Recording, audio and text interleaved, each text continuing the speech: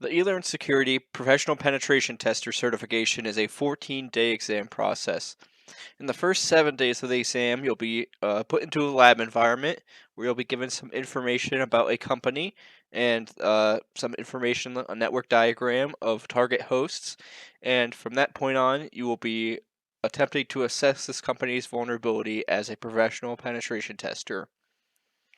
There is some details in the exam that you'll need to implement on your machine as soon as you start. Those are very clearly outlined, and the exact targets and everything that you need is also very clearly outlined when you begin the exam.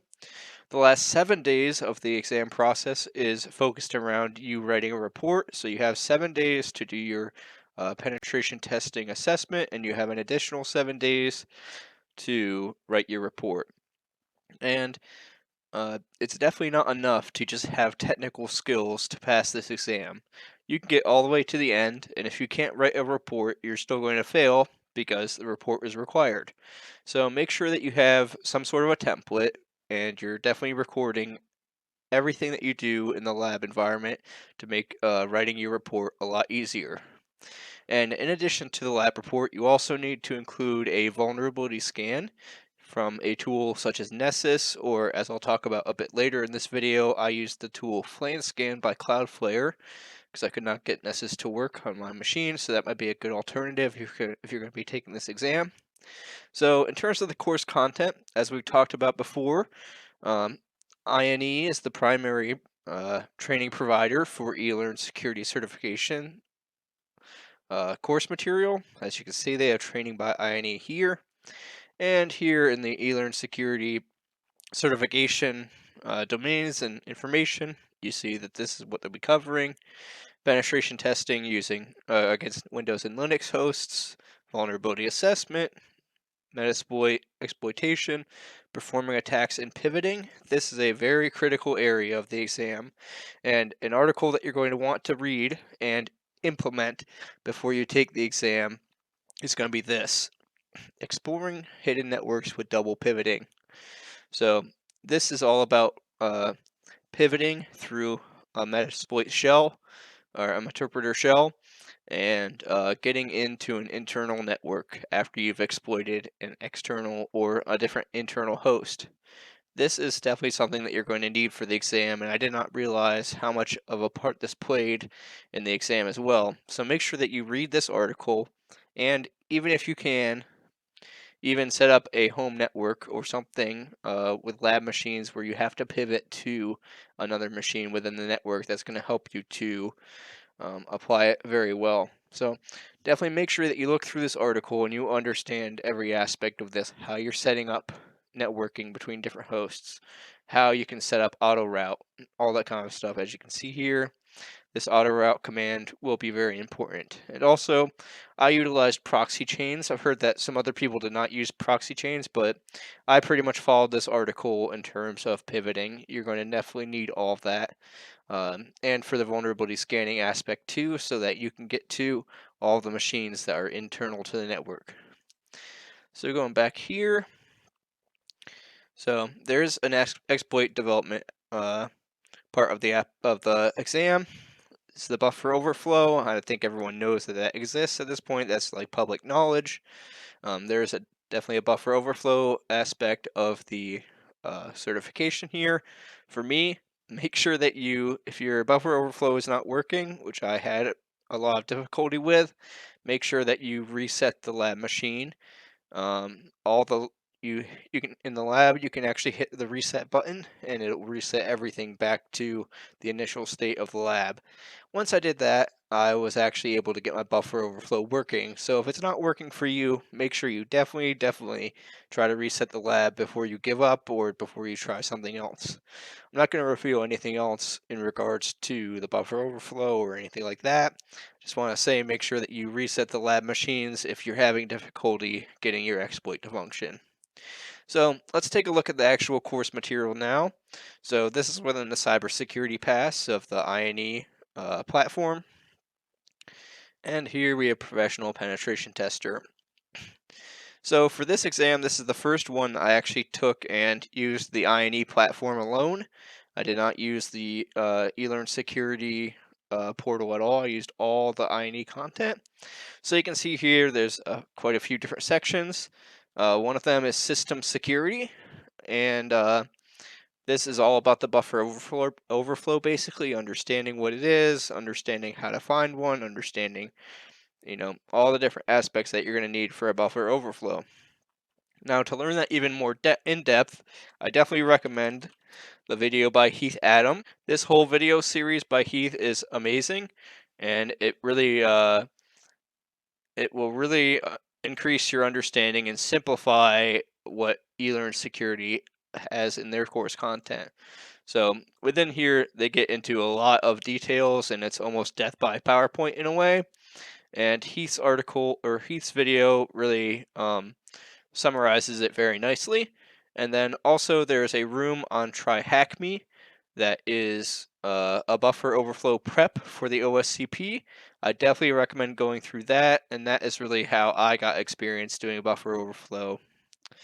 Like I said, my exploit was working in reality, but I never reset the lab machine, so that's why it did not work. And eventually, after I reset the lab machine, I actually ran my exploit that I made, and it just ended up working. So if that's not working, make sure that you reset the lab machine.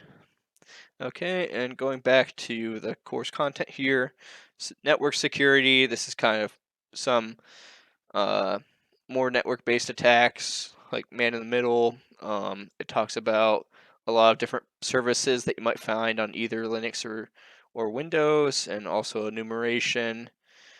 As you can see here, Nmap, understanding Nmap, SNMP. These are kind of services that go across both Windows and Linux. And I'm not going to show all the course content, but that's kind of what's in that section. Again, as I kind of mentioned in the beginning, PowerShell for pen testers is in here. There's some useful stuff in there. I'm sure you could probably use it during the exam if you truly wanted to. There's definitely some PowerShell available, but I personally did not use any PowerShell for the exam, so that's kind of more or less not necessarily required for the exam. The vast majority of the content you can see here, it's like 15 hours here, is network security. That's going to fill a lot of holes that I had too coming into this, in terms of understanding a lot of different services, how to attack some different services, what ports to look for, on maybe things that I was not as familiar with from my experience. Next is Linux exploitation. That doesn't take much explanation. Mostly Linux-based attacks and specific Linux exploits that you might see as opposed to Windows. Web app security, this is definitely important for the exam as well. Make sure that you understand those attacks very well. It will definitely come in handy. Wi-Fi security, this is not required for the exam at all. I honestly skipped that section. I mean, I probably read a little bit of it, but I already knew that Wi-Fi security was not on the exam, so that was really not necessary. In Metasploit and Ruby, I read that section through, but I also did not really need it for the exam, but it definitely has some great content in there. It teaches you how to make your own Metasploit modules, how to use Ruby to do different scripting kind of attacks, and there's some other different coding languages in there too, if I remember correctly. There might be a small Perl section, or maybe some other things here, yeah, like control structures, things that apply to normal programming. So if you're not too familiar with like programming in general, or specifically Ruby, that would be a good section to go through to cover some more of your bases. So going back, now I'll talk about my exam experience. So for me, I actually failed the exam the first time, and the reason why is because I got stuck on that one point, which I mentioned before, where I had to reset the lab, and I did not realize that at the time. So I burned quite a number of days trying to figure out what was wrong with my exploit, and it turned out that a restart of the lab was really all that I needed, and everything was actually working. So, I mean, to me, that was very frustrating. I would say, generally speaking, that the exploitation aspect of this exam is maybe even the easiest part of it. a lot of the struggles that I had to do more with this exploring hidden networks with double pivoting, learning how to pivot, how to use proxy chains, all that kind of stuff. And then also the enumeration phase is extremely important for this exam. Make sure that you're really taking a good look at every single machine and really going through everything, because if you miss something, you might be missing that one thing that could get you to the next spot. So make sure that you really enumerate really well on all of the machines that you come across. And if you get stuck on the buffer overflow, make sure that you reset the lab. Other than that, I I think that the course material here really does a great job of teaching you everything that you'll need to know. Like I said, I didn't find the exploitation phase all that difficult, but the most time-consuming part was getting the networking right. And obviously, crafting the buffer overflow exploit takes some time. Um, if I had known that I needed to reset the lab to get things back to normal or whatever was wrong with the environment, then I feel like I might have cruised through this easily within the first 7 days. But again, I got kind of stuck halfway through. So what I did when I got stuck, I knew I got stuck by the seventh day. I wrote in my report at the very beginning, I said, hey, this is where I was, this is where I got stuck. Uh, could you help me, or what am I doing wrong here? And then I actually wrote up as much of the report as I possibly could for the point at which I was. And that just saved me time later. So on the second, I still waited probably 3 or 4 days after the end of the lab section to submit my lab report. So that was the first 11 days. And then within probably 2 weeks, I think, maybe less than that, maybe like a week or a week and a half, I got the result back that I had failed the exam, which I already knew because I didn't make it all the way to the point in which you should. And I restarted the lab again.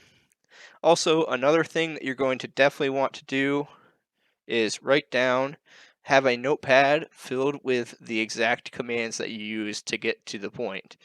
So, if you need to reset the lab, or you need to start over, or your VPN connection dies, or any number of things happens, you have that exact command list that you can just copy and paste into a shell over and over again in case something goes wrong. That helped me so much in terms of staying organized to be able to get back into the environment, because with this whole pivoting thing, you need to have traffic routing through certain hosts. So if you didn't exploit that host, you can't route to the next area. So definitely make sure that as you're taking the exam, you're writing down those exact commands. When you find like the exact way in, uh, you'll know exactly what commands you need. You'll have probably done them a few times, but make sure that you're just keeping a nice notepad filled with commands so you can copy and paste them into a shell and get back to the point very easily without even thinking. Because if you'd have to pause and think about like, oh, I did this thing and then that thing and then this thing, it's a lot harder than just copying pasting it out of a list. So that was something that helped me on the second go around to get back to where I was. I just pretty much copy pasted over and over, got to where I needed to be, try to get past the exploit part. Um, the final aspect of the exam that I kind of struggled with was Nessus. So you're supposed to perform a vulnerability scan as well and include the results with the exam report. And for the life of me, I could not get Nessus to work through the network with the double pivoting. Um, I know that there's probably some way out there. I have not quite figured that out yet. If anyone knows that, please let me know. It will be helpful. So instead of that, I used this tool called FlanScan. So this is Cloudflare's vulnerability scanner. Actually, it's really kind of just based on an nmap command. So for me, I pretty much ran this script. There's a special script that you can download from GitHub called vulners.nse, and it will actually tell you what CVE corresponds to whatever service was found. And with some configuration of this command, you can get it to run through pivoting. So make sure that you look into that and what specific nmap commands are allowed for pivoting. And this is what I use as an alternative to Nessus, because every time that I try to start Nessus, my machine died or it wasn't picking up the hosts that I was trying to target. So eventually I kind of gave up and used this tool instead. And I mean, I passed, so it's probably just as legitimate, and I don't see why not, because it does tell you the CVEs, it does give you information, and it does, you know, uh, it can format out these reports kind of like this, um, in a high, medium, low kind of format with the CVE numbers and everything. Uh, so definitely take a look at this tool if you're having trouble with Nessus during the exam. I thought it was very helpful and something I didn't know about before the exam for sure. So I actually really like this tool. Mostly what I did was just copy the nmap commands out of here because it's pretty much the same equivalence. But I'm sure you can probably run this tool as well to publish a nice report.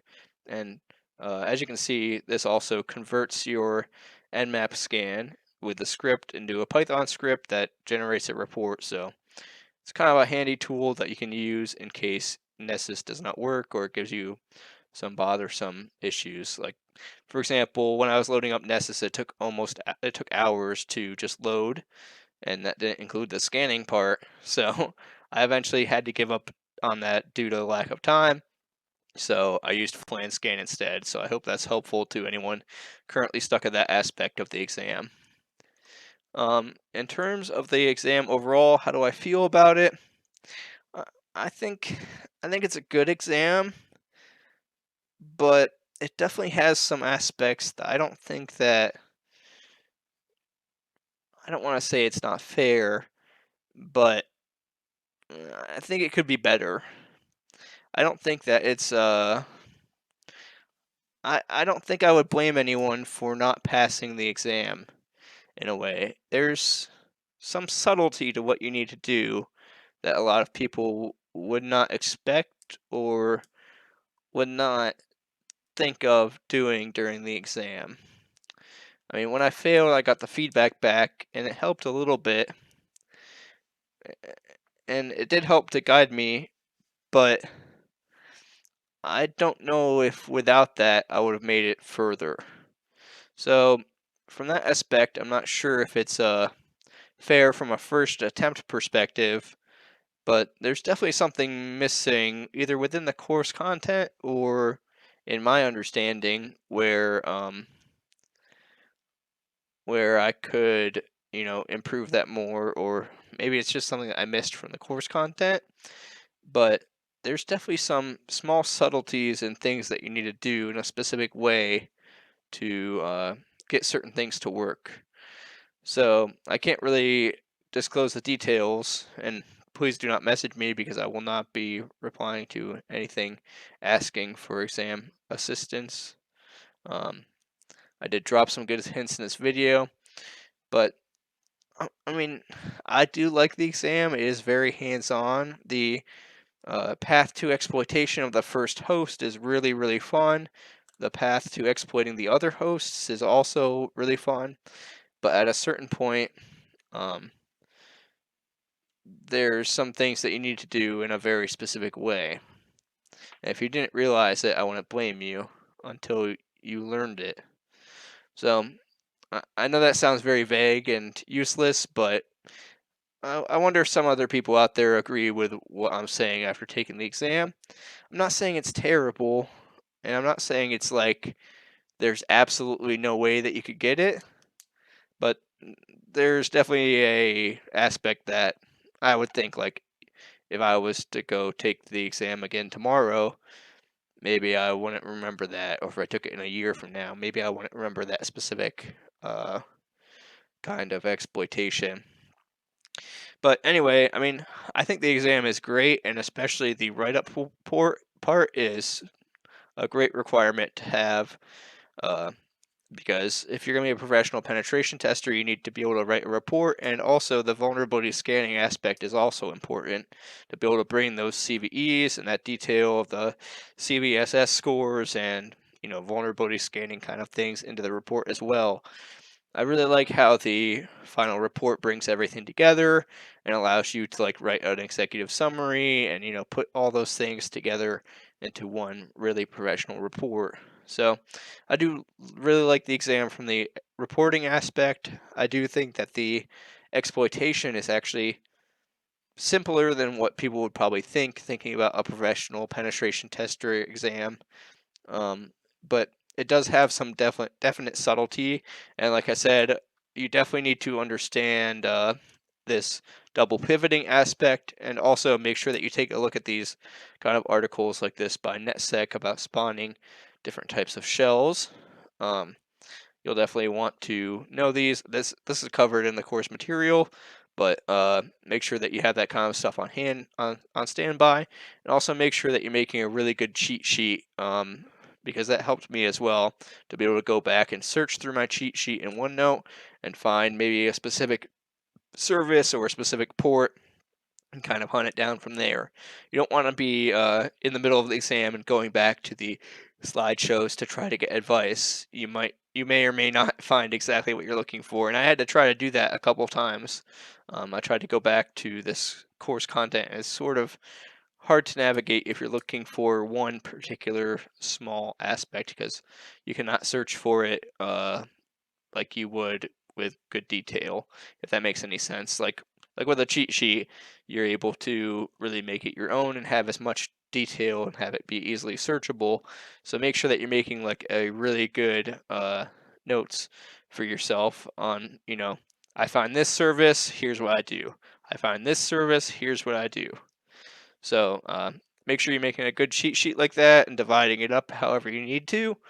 And I hope that you guys go through the course content, and I hope that you guys take the exam and give it a try for yourself and see what you think at the end of the day. Until next time, see you guys later.